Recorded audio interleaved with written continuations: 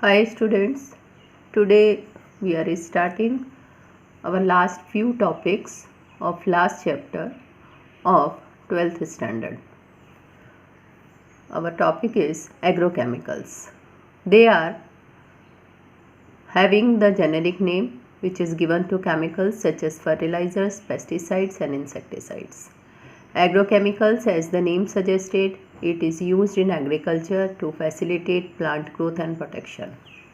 They are also called agricultural chemicals. These chemicals were used to improve crop production. However, its reuse has now affected the environment.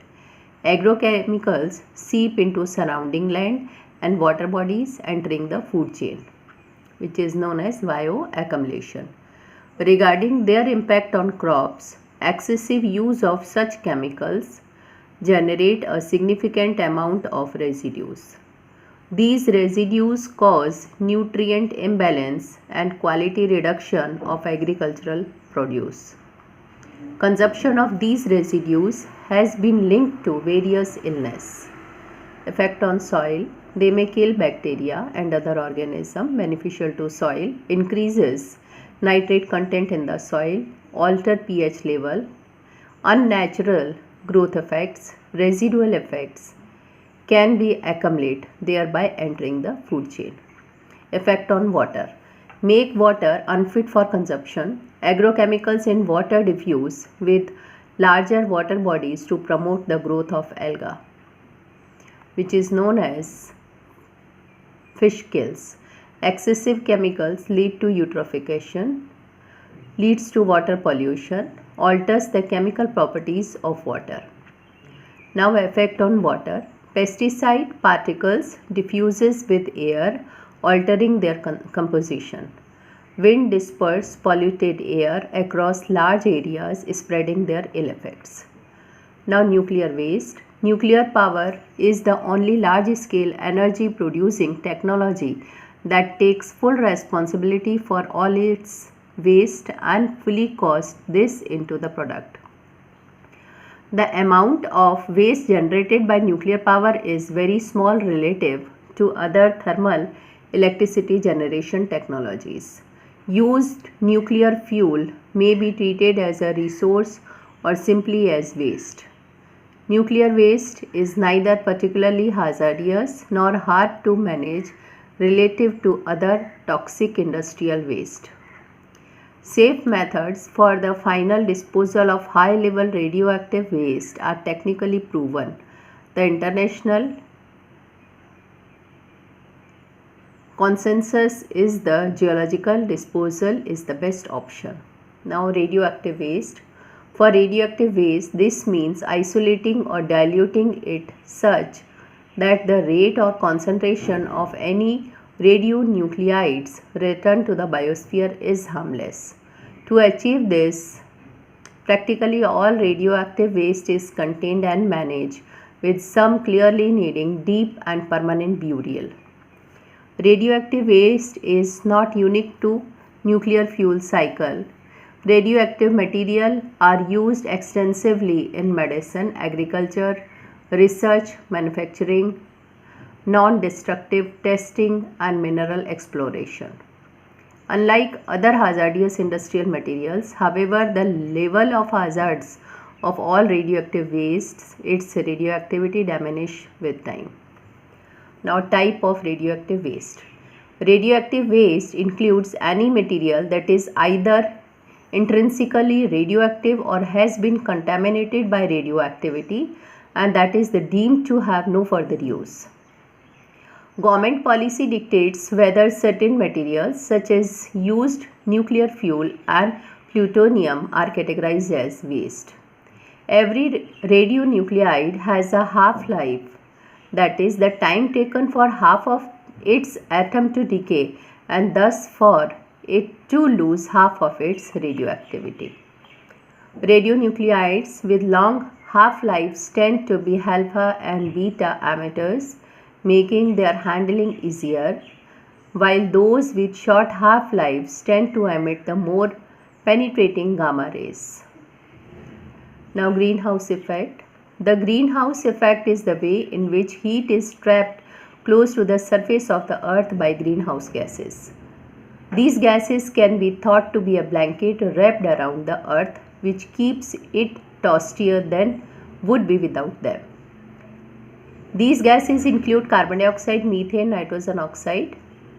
Greenhouse gases arise naturally and are part of makeup of our atmosphere. Now ozone layer. The ozone layer is found in the lower portion of the Earth's atmosphere. It has the potential to absorb around 97 to 99% of harmful ultraviolet radiation coming from the sun. If the ozone layer was absent, millions of people would develop skin diseases and may have weakened immune system. Scientists have discovered a hole in the ozone layer over the Antarctica. This has focused their concern on various environmental issues and steps to control them. The main reason for the ozone hole are chlorofluorocarbons, carbon tetrachloride, methyl bromide, and hydrochlorofluorocarbons. Now ozone layer depletion. The ozone layer is a region in the Earth's stratosphere that contains high concentration of ozone and protect the earth from the harmful ultraviolet radiation of the sun. Ozone layer depletion is the gradual thinning of the earth ozone layer in the upper atmosphere and caused due to the release of chemical compounds containing gaseous, bromine or chlorine from industries or other human activities. Now we will see ozone layer depletion, ultraviolet rays. You can see how it is depleting. These rays are coming and it is depleting. And due to this depletion, global warming, it is becoming more hotter. The ozone depleting substances that contain chlorine include chlorofluorocarbon, carbon tetrachloride, hydrochlorofluorocarbons and methyl chloroform. Whereas the ozone depleting substances that contain bromine as halogens, methyl bromide and hydrobromofluorocarbons. Chlorofluorocarbons are the most abundant ozone depleting substance. It is only when the chlorine atoms react with some other molecule and it does not react with the ozone. Now causes. It is a major concern and it is associated with a number of factors. The main cause for the depletion of ozone layer is chlorofluorocarbon or CFC. These are released by solvents, spray aerosols, refrigerators, air conditioners, etc.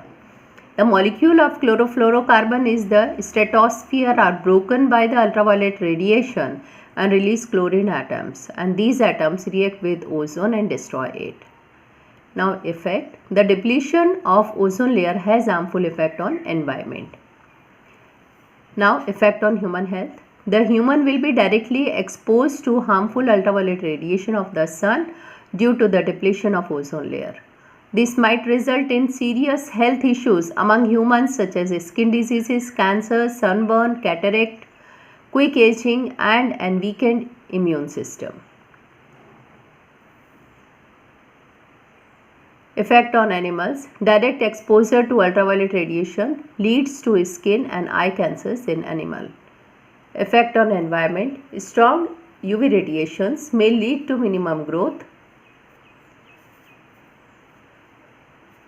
flowering and photosynthesis in plant. The forest also have to bear harmful effects of the UV rays. Effect on marine life. Planktons are greatly affected by the exposure to harmful UV rays. These are higher in the aquatic food chain. If the planktons are destroyed, the organisms present in the lower food chain are also affected. Now deforestation.